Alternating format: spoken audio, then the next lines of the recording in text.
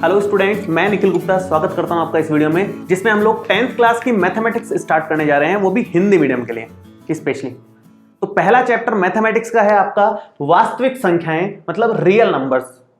ये chapter 8th class से एक तरीके से चला जा रहा है और उसके आगे आगे हम लोग बढ़ते जा रहे हैं। 8th क्लास में आपने पढ़ा था रेशनल नंबर्स, मतलब परिमेय संख्याएं।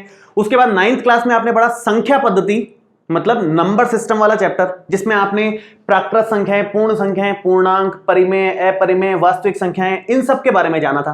उसके आगे 10th क्लास में अब स्टार्ट है वास्तविक संख्याओं में। पहला टॉपिक आपका है यूक्लिड विभाजन प्रमेय का। यूक्लिड विभाजन प्रमेय का स्टार्ट करने से पहले मैं 9th क्लास के ये जो नंबर्स आपने सीखे हैं ना, वो हल्का फुल्का रिवाइज करवा देता हूं 2-4 मिनट में, क्योंकि हमें इसकी बहुत ज्यादा जरूरत पड़ने वाली है चैप्टर में आगे। तो अभी हमें एक बार रिवाइज कर लें, फिर हम स्टार्ट कर देंगे हमारा जो पहला टॉपिक है यूक्लिड विभाजन प्रमेयिका से। चलिए स्टार्ट करते हैं। पहले 9th का थोड़ा सा रिवीजन। प्राकृत संख्याएं किन्हें बोलते हैं? नेचुरल नंबर्स इसको इंग्लिश में बोलते हैं, और ये एन से इसको लिखते हैं। पूर्ण संख्याएं उसके बाद पढ़ी थी आपने, होल नंबर्स इसको बोलते हैं, डब्ल्यू से इसको लिखा जाता है। पूर्णांक इंटीजर्स होते हैं, इसको जेड से लिखते हैं। परिमेय संख्याओं के रेशनल नंबर्स बोलते हैं, जिनको क्यू से लिखते हैं। अपरिमेय संख्याओं को इरेशनल नंबर्स बोला जाता है, जिसको क्यू के ऊपर छोटा सा सी, क्यू कॉम्प्लीमेंट पढ़ा जाता है वैसे तो इसको, बाकी आप सिंपल क्यू और ये सी लिखते हैं इसको। वास्तविक संख्याएं रियल नंबर्स के नाम से जानते हैं अपन, इसको आर से लिखते हैं, ठीक है।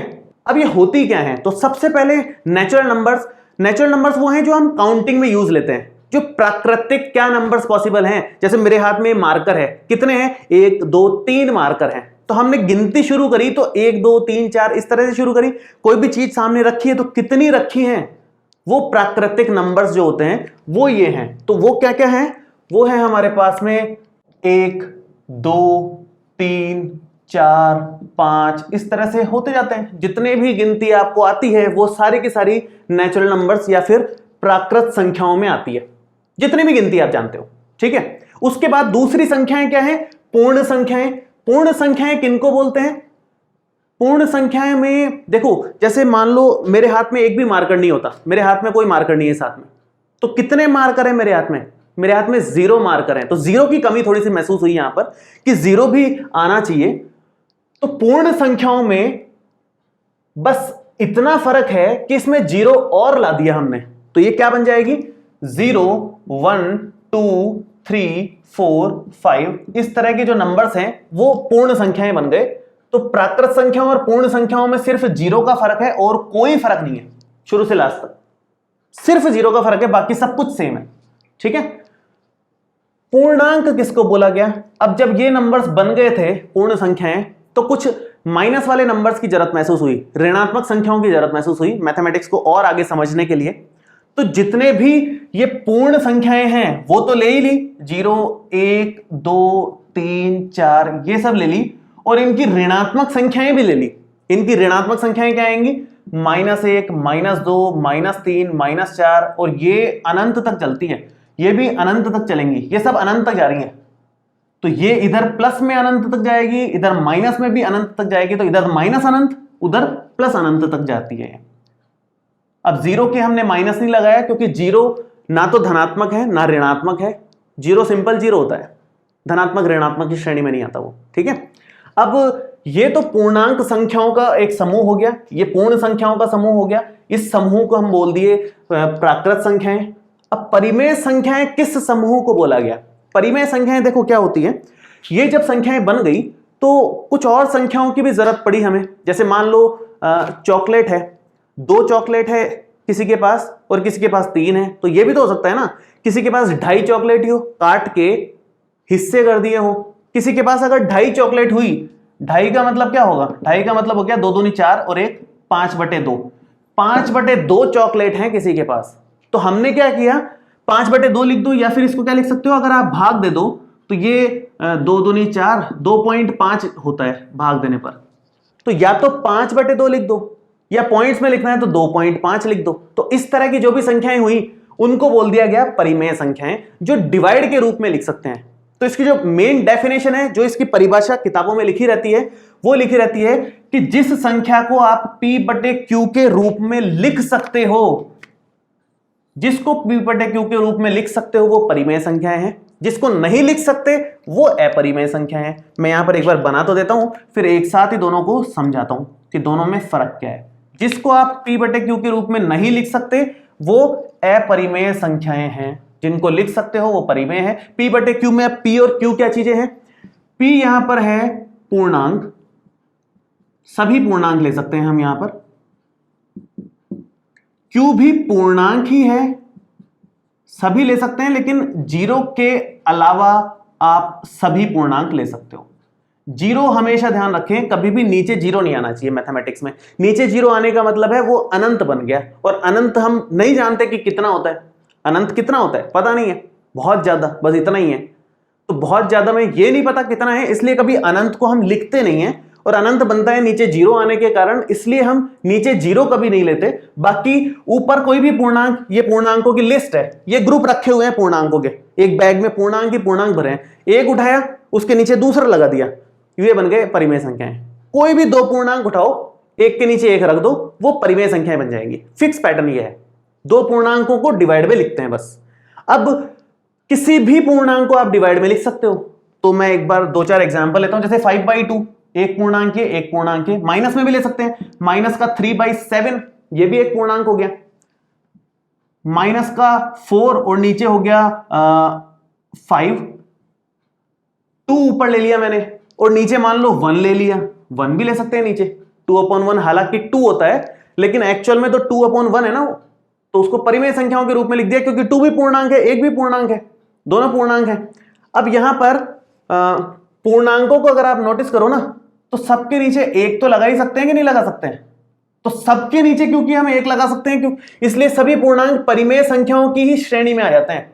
तो परिमेय संख्याओं में पूर्णांक तो सभी आ ही जाते हैं, उसके अलावा भी बहुत सारे इस तरह के नंबर्स होते हैं जो पॉइंट्स में आते हैं। तो पॉइंट वाले सभी नंबर्स भी परिमेय संख्याओं में ही आएंगे। क्यों आएंगे? क्योंकि अगर 2.5 कहीं लिखा हुआ है तो उसको पॉइंट हटाएंगे, 10 नीचे लगेगा, और ये जो नया संख्या बन गई, ये नई संख्या हमारी हो गई परिमेय संख्या, क्योंकि दोनों के दोनों पूर्णांक आ गए एक के नीचे एक बटे के रूप में। तो इस तरह के जो भी संख्याएं हैं वो हमारी परिमेय संख्याएं हैं। अपरिमेय संख्याएं किनको बोलते हैं? अपरिमेय संख्याएं जो P/Q के रूप में नहीं लिख सकते। कौन सी? जैसे मान लो हमारे पास √2 है, √3 है, ये P/Q के रूप में नहीं लिख सकते हम लोग। तो कुछ स्टूडेंट्स ये कंफ्यूज रहते हैं कि भाई P/Q के रूप में लिख तो सकते हैं, ये नीचे एक लगा दिया, ये नीचे एक लगा दिया, जैसे इनमें लगाया है वैसे इनमें भी लगा दो, क्या दिक्कत है? लेकिन यहां एक प्रॉब्लम हो गई कि P/Q में P और Q दोनों क्या होते हैं? पूर्णांक।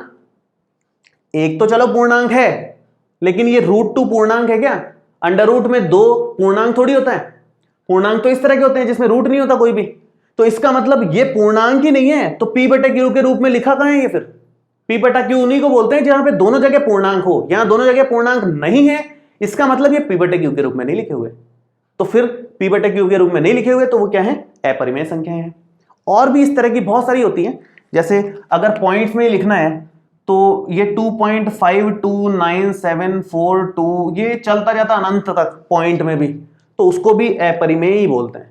लेकिन अगर ये फिक्स हो जाता है ना पॉइंट के बाद कि 3 डिजिट तक जाएगा, 4 अंकों तक जाएगा, 5 अंकों तक जाएगा, भाग पूरा पूरा अगर चला जाता है तो वह परिमेय हो जाता है। भाग पूरा पूरा नहीं जाता और ये पॉइंट में चलता जाता है चलता जाता है चलता जाता है तो वो अपरिमेय हो जाता है। ठीक है। अब यहां पर एक दो नंबर्स और होते हैं, जैसे पाई आपने पढ़ा है, पाई यहां पर अपरिमेय संख्या है, जबकि 22/7 परिमेय संख्या है। तो बहुत सारे बच्चे ये भी कंफ्यूज होते हैं कि भाई पाई अपरिमेय हो रही है और 22/7 परिमेय हो रही है, ऐसे कैसे? पाई तो 22/7 ही होता है, क्योंकि बहुत सारे प्रश्नों में लिखा रहता है कि पाई बराबर 22/7। लेकिन एक छोटी सी बात आप यहां पर ध्यान दो कि पाई कभी भी बराबर नहीं होता है 22/7 के। पाई केवल लगभग मान है 22/7 के, ये लगभग का साइन है। पाई केवल लगभग बराबर है 22/7 के, जो कि हम प्रश्न हल करने के लिए मान लेते हैं केवल 22/7, ताकि आसान हो जाए हमारी कैलकुलेशन। बाकी पाई कभी भी 22/7 नहीं होता, वो अपरिमेय संख्या है। ठीक है। तो ये थी परिमेय अपरिमेय संख्याएं। अब बात है वास्तविक संख्याएं। वास्तविक संख्याएं उनको बोलते हैं जो जितनी भी नंबर्स अभी तक आपने को सीखे ना, वो सभी वास्तविक संख्याएं हैं, परिमेय और अपरिमेय को मिला करके। जितने भी रूट में आ जाए, डिवाइड में आ जाए, माइनस में आ जाए, प्लस में आ जाए, कोई भी आ जाए, कोई फर्क नहीं पड़ता। वो सभी क्या है, वास्तविक संख्या है। तो इन सब का, इन दोनों का मिक्सअप कर देंगे तो वास्तविक संख्या हमारी आ जाएगी। तो ये हमारी 9th क्लास तक की चीजें हैं जो हमारे काम आने वाली है। अब हम लोग पहला टॉपिक स्टार्ट करने जा रहे हैं जो कि बहुत ज्यादा इंपॉर्टेंट है और बहुत बच्चे उसमें कंफ्यूज होते हैं, तो इसलिए थोड़ा ध्यान से देखना है हमें, यूक्लिड विभाजन प्रमेयिका। आइए स्टार्ट करते हैं। यूक्लिड विभाजन प्रमेयिका शुरू करने से पहले मैं थोड़े बहुत यहां पर भाग देता हूं जो बचपन से आप सीखते आए हैं। वो भाग, 4 तरह के भाग यहां पर लिखे हुए हैं जिसमें 3 अलग अलग पैटर्न है। वो मैं करूंगा तो आपको समझ में आएगा कि 3 पैटर्न क्यों बोल रहा हूं मैं। और फिर उसके बाद हम यूक्लिड विभाजन प्रमेयिका सीखेंगे। इसमें यही सब करना है एक्चुअल में जो आप बचपन से करते आए हो, बस मैथमेटिकली लिखना है कुछ फॉर्मेट से, फॉर्मूले से। वो थोड़ा सा समझना मुश्किल हो जाता है, इसलिए हम इस रूप में उसको समझेंगे पहले। ठीक है, स्टार्ट करते हैं। 24 में भाग देना है 7 का, तो कैसे दोगे आप? 7 तिया 21 हो जाएगा और बचेगा यहां पर 3, शेषफल आ गया। ठीक है, इसमें जरा भाग दें। 16 में भाग देना है 5 का, तो 3 बार जा रहा है, 5 तिया 15 हो गया, माइनस करोगे तो 1 बचेगा।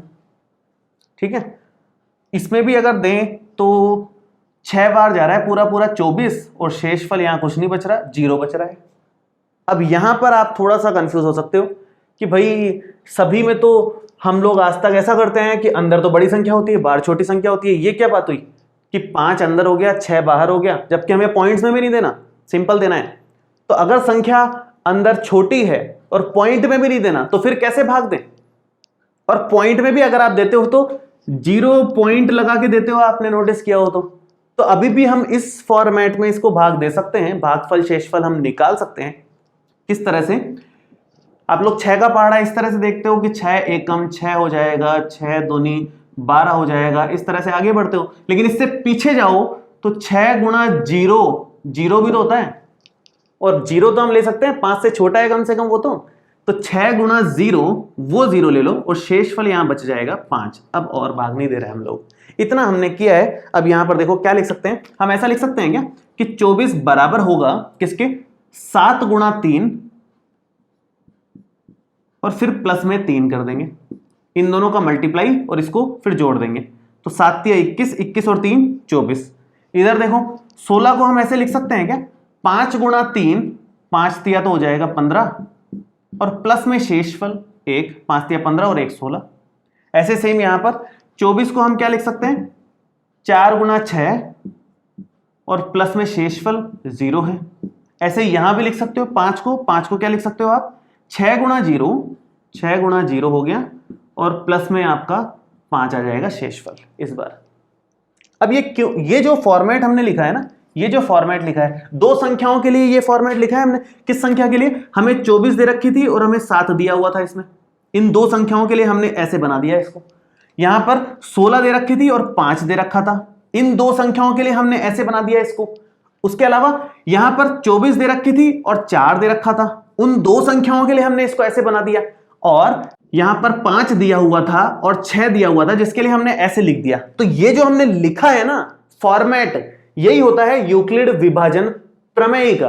अब इसको मैथमेटिकली कैसे लिखते हैं देखो, यहां पर वैसे क्या लिखा है, ये होता है हमारा, इसको बोलते हैं भाजक, और जो ये ऊपर लिखा रहता है मतलब जिसमें भाग देते हैं वो होता है भाज्य, और ये जो होता है ये होता है भागफल, और यहां जो बचता है इसको बोलते हैं शेषफल।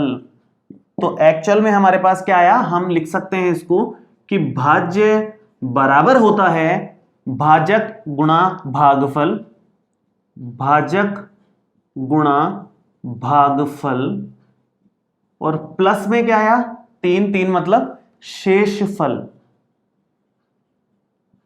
ठीक है, इस तरह से हम लिख सकते हैं। अगर इनके रूप में लिखें, क्योंकि 4 चीजें बन सकती हैं, तो उन चारों को इस तरह से लिख सकते हैं। यहां पर 3 भागफल है और संयोग है कि 3 ही शेषफल आ रहा है, जरूरी नहीं है समान आए, है ना।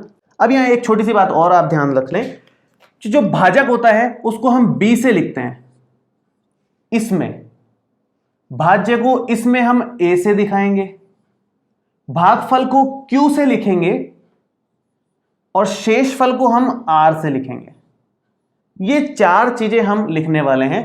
तो भाज्य मतलब a, भाजक मतलब b, भागफल मतलब Q और शेषफल मतलब R। तो A बराबर BQ प्लस R, ये जो फॉर्मेट है ना, यही है यूक्लिड विभाजन प्रमेय का। और यहां पर एक छोटी सी बात और ध्यान देने की है, वो ये कि ये जो R आएगा, जो शेषफल आएगा, ये R कभी भी भाजक से बड़ा नहीं हो सकता, B से ज्यादा नहीं होगा, क्योंकि अगर ये 3 की वैल्यू 7 से भी बड़ी आ गई, ये अगर 7 से बड़ा आया तो एक और बार भाग चल जाएगा ना, भाग ही पूरा नहीं हुआ। तो शेषफल कभी भी इससे बड़ा नहीं आएगा। अगर यहां की संख्या इससे बड़ी आ रही है, इसका मतलब आपने पूरा भाग नहीं दिया है, फिर भाग और जाएगा। तो कभी भी शेषफल बड़ा नहीं आएगा, किससे? भाजक से। मतलब R कभी भी, R हमेशा B से छोटा ही आएगा, यह बात तो तय है। एक और बात, शेषफल कभी भी ऋणात्मक नहीं आएगा, क्योंकि कुछ ना कुछ बचेगा, कुछ नहीं बचा तो 0 बचेगा, तो 0 से छोटा तो नहीं बचेगा। तो इसका मतलब यह है कि R बड़ा होगा 0 से, कभी कभी बराबर भी हो सकता है 0 के। ये दो बातें हैं, R छोटा होगा B से और R बड़ा या बराबर होगा 0 से। इसको ऐसे भी लिख सकते हैं क्या? देखना जरा, R छोटा है B से, इसको मैं घुमा दूं, यूं घुमा दिया मैंने, इसको यूं उल्टा घुमा दिया, तो 0 छोटा या बराबर R के, यूं घुमा दिया, साइन भी उस तरह से ही हो गए। अब इसको एक साथ कैसे लिखा जाता है? इसको ऐसे लिखते हैं, R छोटा है B से और ये चीज R और ये 0, इसको कंबाइन कर दिया मैंने, ये चीज ये रही और ये चीज ये रही।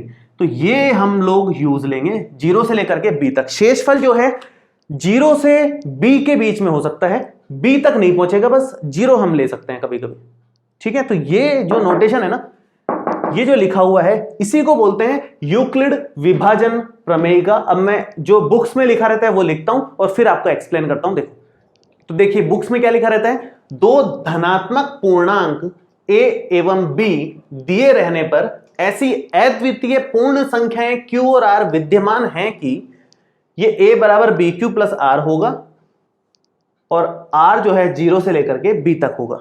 ये हमने यहां पर डिस्कस भी किया, वो कैसे होता है, डिवाइड देने पर यही सब आता है और वही सब यहां लिखा हुआ है। अब यहां जो गौर करने वाली बात है, मैंने ये 4 एग्जाम्पल क्यों लिए, ये तो मैं 2 एग्जाम्पल या 1 एग्जाम्पल से ही बता देता इतनी बात, तो ये 4 एग्जाम्पल क्यों लिए। देखो यहां पर क्या है गौर करने वाली बात, कि पहली बात तो A और B को धनात्मक पूर्णांक लेने हैं, पहले तो ये ध्यान रखें आप, धनात्मक पूर्णांक लेने हैं, मतलब ये अंदर और बाहर दोनों तरफ जब आप डिवाइड दोगे कोई भी दो संख्याओं को, तो वो दोनों पॉजिटिव होनी चाहिए। किस किस को डिवाइड दे सकते हो? 11/7 ले लो, 5/2 ले लो, कोई भी ले लो, और खास बात 3/7 भी ले सकते हो। इसने ये नहीं बोला कि ऊपर छोटी या नीचे छोटी, किस जगह छोटी या बड़ी का कुछ जिक्र नहीं है। तो आप किसी भी तरह की संख्या को डिवाइड दे सकते हो, इसका इस्तेमाल करते हुए उसको लिख सकते हो। तो हमने ये बड़ी से बड़ी छोटी, बड़ी छोटी, बड़ी छोटी और एक एग्जाम्पल लिया छोटी बड़ी का, इसलिए लिया क्योंकि यहां पर कोई जिक्र नहीं है, सिर्फ धनात्मक पूर्णांक बोला है हमें। अब आगे देखो, दो धनात्मक पूर्णांक A और B दिए रहने पर ऐसी अद्वितीय पूर्ण संख्याएं Q और R। पूर्ण संख्याएं हमने सीखी हैं। पूर्ण संख्याएं क्या होती हैं? पूर्ण संख्याएं होती हैं 0, 1, 2, 3, 4। इसका मतलब यह हुआ। और धनात्मक पूर्णांक क्या होते हैं? एक बार ये भी मैं लिख ही दूं, धनात्मक पूर्णांक होते हैं 1, 2, 3, 4, इस तरह से। पूर्णांक तो बहुत सारे होते हैं, माइनस में भी जाते हैं, ऋणात्मक भी होते हैं, 0 भी होता है, लेकिन ऋणात्मक हमें नहीं लेने, 0 हमें नहीं लेना, हमें सिर्फ धनात्मक बोला है यहां पर। तो धनात्मक पूर्णांक ये होते हैं, जो प्राकृत संख्याएं भी बोल सकते हो आप इसको। उसके अलावा पूर्ण संख्याओं में 0 भी आ जाता है, तो मतलब Q और R के मान 0 भी हो सकते हैं। देखो ये हमारा Q था, ये हमारा Q था, देखो Q 0 भी बनाया एक बार, R भी एक बार 0 बनाया, देखो यहां पर ये R 0 भी बनाया। यहां पर कभी 0 हमने नहीं लिया, यहां पर कभी हमने 0 नहीं लिया, लेकिन Q और R को हम 0 भी ले सकते हैं, इसलिए यहां पर पूर्ण संख्याएं लिखा हुआ है। तो एक एक शब्द हमें यहां पर समझना होता है। समझते हुए चलोगे तो थोड़ी सी मैथमेटिक्स आपको इंटरेस्टिंग लगेगी और हम आगे जो पढ़ेंगे वो और अच्छे से आपको समझ में आएगा। हालांकि इतना गौर से नहीं भी देखते तो भी काम तो चलता ही है, बहुत सारे स्टूडेंट्स काम चलाते ही हैं, लेकिन आप जितना गहराई तक जाओगे ना कॉन्सेप्ट के, उतना आपको बेहतर समझ में आएगा। इसलिए एक एक चीज को बारीकी से समझो। स्टार्टिंग से हम लोग यही करेंगे और लास्ट तक, लास्ट चैप्टर तक पूरा का पूरा डिटेल में, डेप्थ में पढ़ेंगे। आपको कोचिंग की बिल्कुल जरूरत नहीं पड़ने वाली है। आप लोग अगर ध्यान से पढ़ोगे क्लास में तो सब कुछ समझ में आ जाएगा। तो जितना भी हमने अभी तक पढ़ा है उसमें अगर आपको कोई भी डाउट है, कोई भी परेशानी आ रही है तो नीचे आप कमेंट कर सकते हो। और ये वीडियो आपको कैसा लगा ये भी कमेंट करके जरूर बताएं। लाइक, सब्सक्राइब और शेयर जरूर करें। मिलते हैं आपसे अगले वीडियो में। Thank you so much.